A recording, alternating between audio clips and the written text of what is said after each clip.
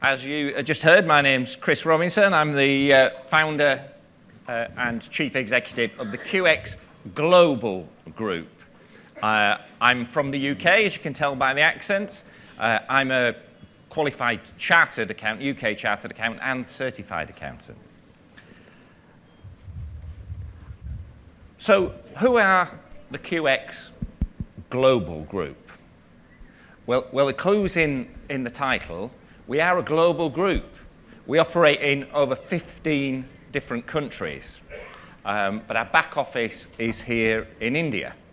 And we are actually the largest accountancy business that you've never heard of until today, based in Gujarat. I came to India in 2003 and set up a team of 5 accountants. Bright, young, intelligent, under 40 finance professionals. And over the next 20 years, we have grown that business to 3,500 professionals throughout the world. And here's one of them today, my glamorous assistant, a bright, young, enthusiastic accounting professional, Nimesh. Hi, everyone. And so just to prove how good he is, so we've gone from 5 to 3,500. So how many times is that growth? It's 700 times. 700 times. Well, thank you, Nimesh. You know, this is the talent. This is the talent that we have. So would you like to know how we've done such impressive growth over that period? Would you like to know, Nimesh? Yeah, definitely I would like to know. Well, Nimesh would like to know. Would anybody else in the room like to know how we've achieved that? Yes. Thank you. Thank you. Well, I'm going to tell you. I have a superpower. I've got a superpower. And would you like to know what that superpower is? Yeah. Yes. It's fantastic. Nimesh, would you like to know? Yeah. Okay, I'll tell you.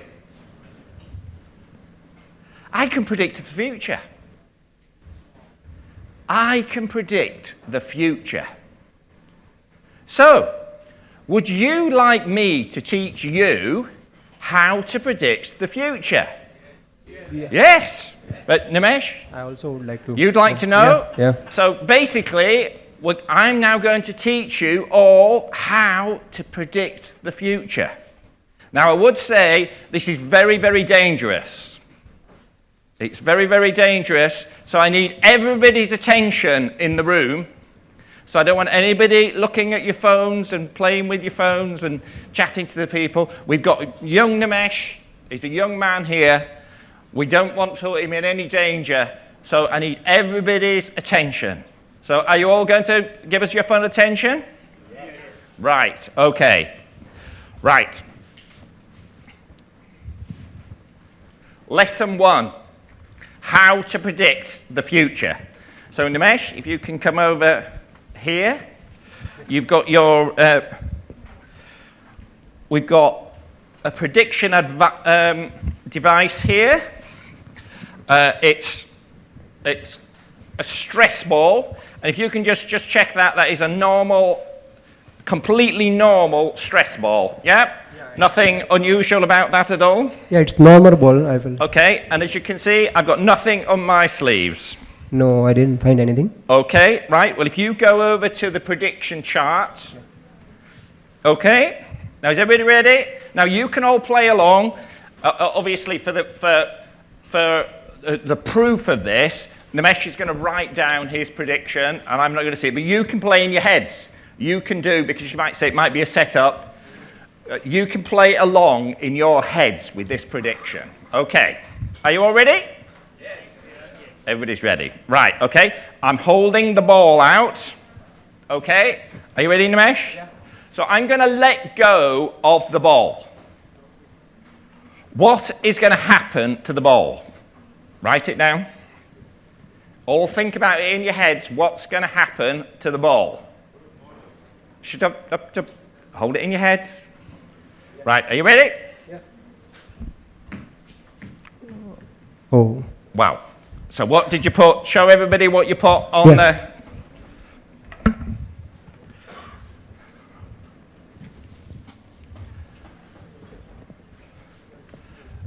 The ball will drop.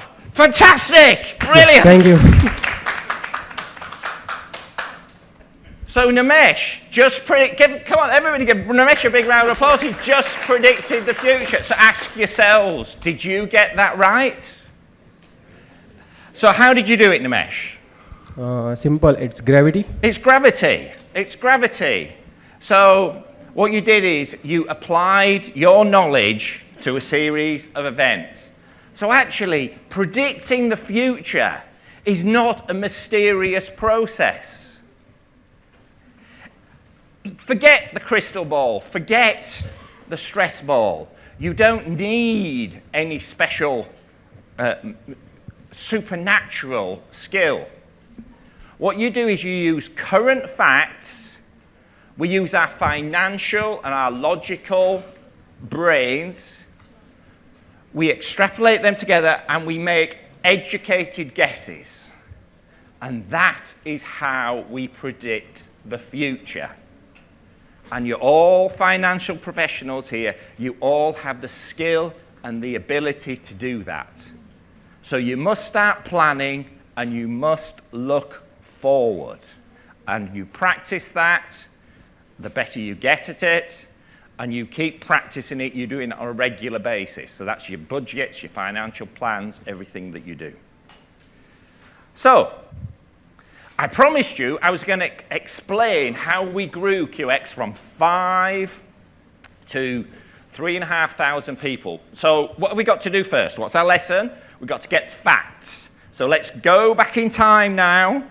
We're going in our time machine and we're going to go back to 2003 when I came to India and set up QX. And what were the facts that were around at that point in time? Well, I came from the UK, where we had a shortage of UK accountants. And I came to India and started talking to Indian chartered accountants, bright, young, intelligent, enthusiastic Indian chartered accountants. And I realized that we spoke the same language, accountancy. And I also realized there was lots of those in India, where we had a shortage in the UK. So I thought, what will happen if I come to India and train those Indian chartered accountants how to do UK accounting?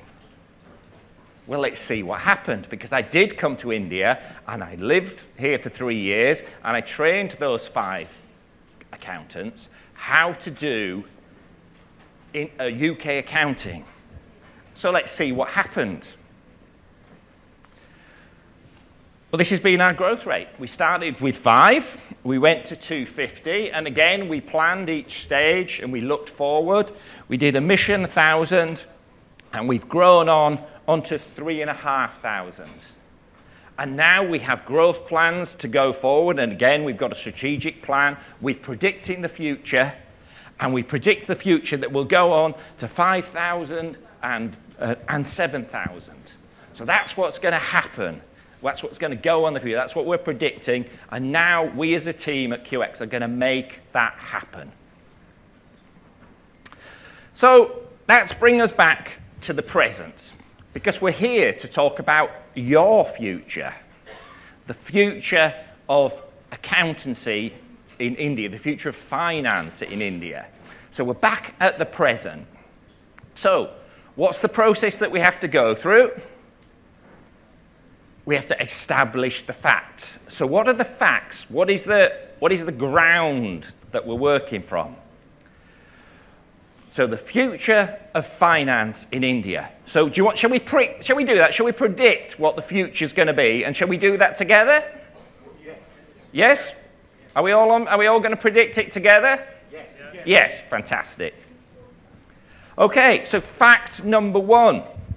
As we've heard, this whole new technology that's around, there's AI, there's lots of technology, and how's that going to affect We've heard a lot of talk in the panels. There's some great talk in the panels about all this technology and everything's got to go on.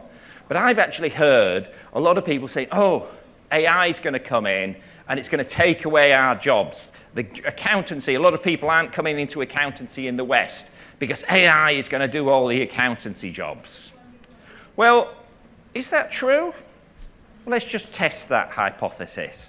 And again, let's jump back in our time machine and let's go back in time and see how technology has affected accountancy over time.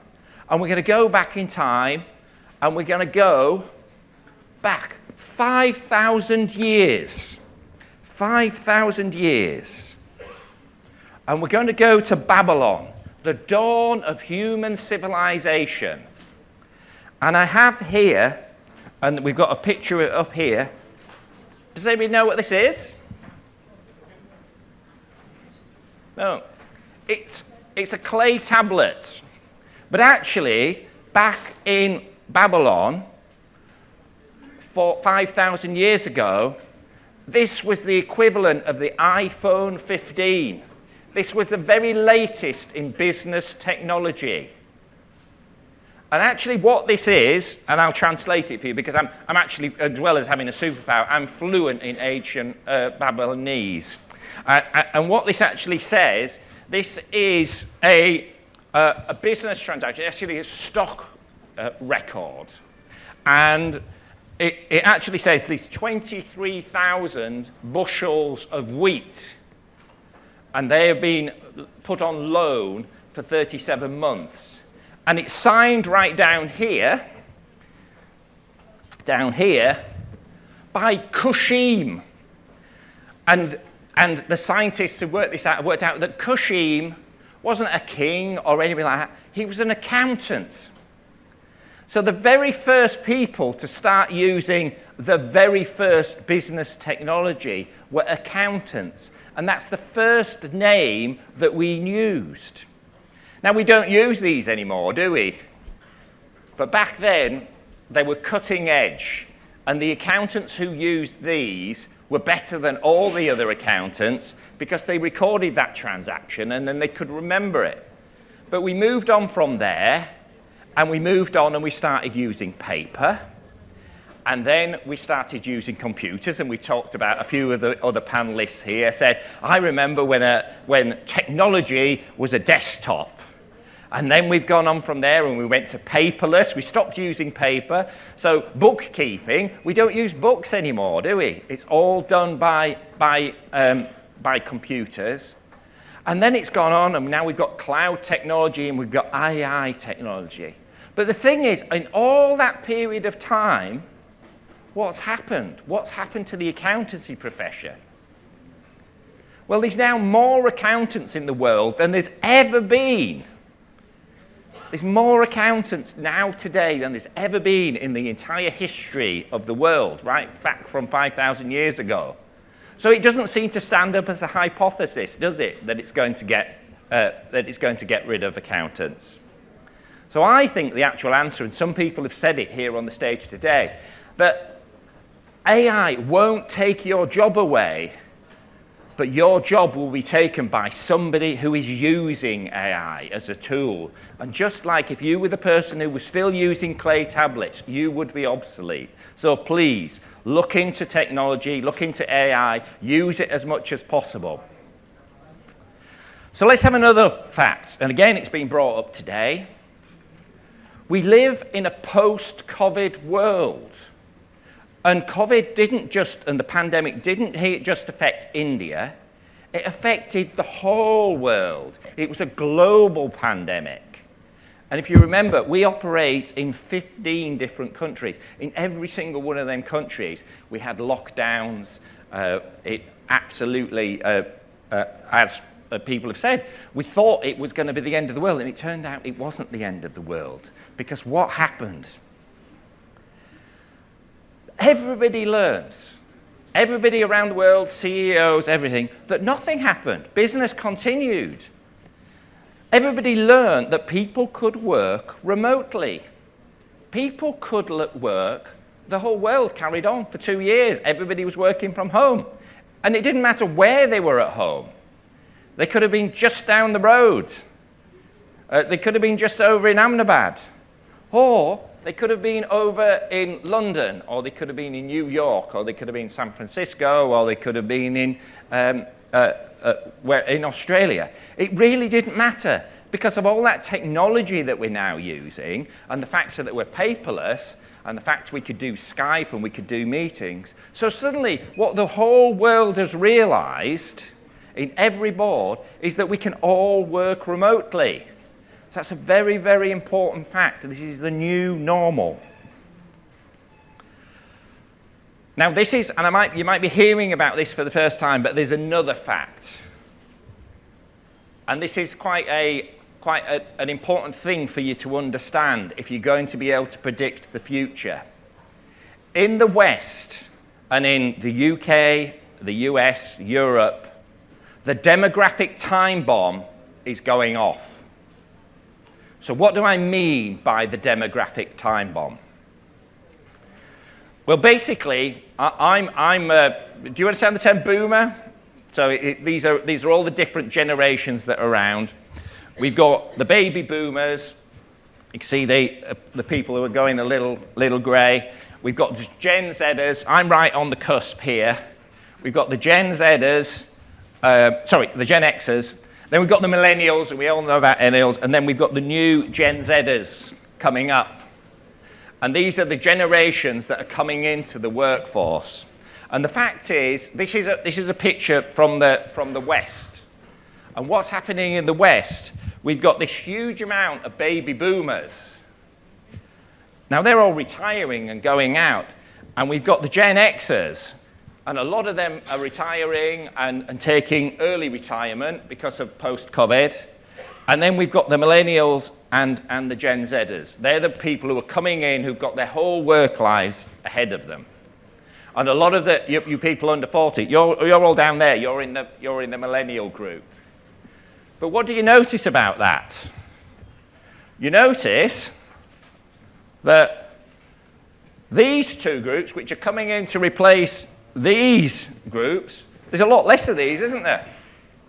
And that's because in the West, we haven't had enough children to replace, our birth rates have dropped right down, and we haven't had enough children to replace the baby boomers and the Gen Xers didn't have enough children. And so that's creating a talent crunch. There isn't enough talent to come into to do the jobs that we're doing. But it's a different story here in India. Because India is going through what's known as a democratic dividend. And the democratic dividend is that it's having a huge surge in its working population. And this is the graph here. If you see, since 1990, it's gone up and it's peaking. Look how it's rising up here to 2030. A huge rise, and that's a huge surge of potential talent. And just for comparison, because our neighbourest and largest neighbour is China, look what's happening in China. They peaked back here. They're seeing a sharp decline going down here, and that's because of China's one-child policy. 2 children to 1 has halved. Now, that's been going on for 2 generations. So you've got 4 grandparents have only produced 1 child, so they quartered their generation. Huge problem that China has. It will slow down, as you see in India, but a far gentler curve. So let's just put those two, because they're 2 big facts, and 2 big facts to get in your head. Let's just put this on a graph. And so we're just going through time here. We're catching up. So this is how each size, this is the size of the population. You see how India's growing, how China's growing, and then this is how populations are aging. Now watch how they age. Look at Europe. Look how it's aging here. Look how all of Europe now has aged by this date, 2023. Then the US is aging. So that's all those boomers and Gen Z. Look how Europe now is all aged, how US is all aged. But look at this. China. By 2040, China has got an aged workforce, and India is going through the loop again, and India still had a young, vibrant working force. So this is the big change. This is a huge opportunity that you have here in India. So we're talking about financial professionals. That was the whole of the population. So, but if we talk about finance in particular, and we really narrow down, here's a fact that is useful to us. Over the last 2 years, 300,000 accountants and auditors in the US have retired and left the industry completely. So that's how many is that? 3 lakhs. 3 lakhs. 3 lakhs have left the industry, just gone. All that experience, all that knowledge taken out of the US business. And at the same time, fewer accountants are taking the CPA exams. These are the US CPA exams. So look how this is going down. From its peak here, it's gone down here. It's actually dropped 38%. And that's the effect of that, the boomers and the Gen Xers retiring and leaving, and there not being enough people in the US, the millennials and particularly the Gen Zers, they don't want to come and become an accountant. So that's actually going down. But what's happening here in India? Well, actually, we remember demographic dividend. What's happening? This is the number of people who are taking BCom. Look how that's going up. So here, and these are in millions. So what's that in? 48 lakhs. 48 lakhs. 48 lakhs. So that is how many new BCom graduates are coming into the industry. Okay, so we've got a lot of facts there, so let's just put them down. We've got the rise of technology. We live in a post-COVID world. We've got the new norm, everybody can work anywhere in the world. We've got the demographic time bomb that's exploding. We've got the demographic dividend coming on in India. We've got jobs, people quitting in the US and then not being replaced. And we've got more accountants than ever here in India. So, are we ready? Are we ready? Do we think we have enough facts to make our prediction? Yes. Yes. Yeah. Are we all there? Are we all? Yeah. So let's make our prediction. But wait a minute. There's a lot of brilliant minds here in India, isn't there? And there's a lot of visionaries. And sometimes there's people who get there and think of the idea before you. And this gentleman, I'm sure you all know him very well, Prime Minister Narendra Modi, back in July, made a prediction with that knowledge. India will become the global hub for accounting and finance by 2030.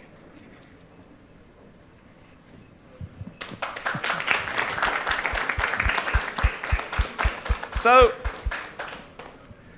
that is the future of finance in India. I'm Chris Robinson. Thank you very much.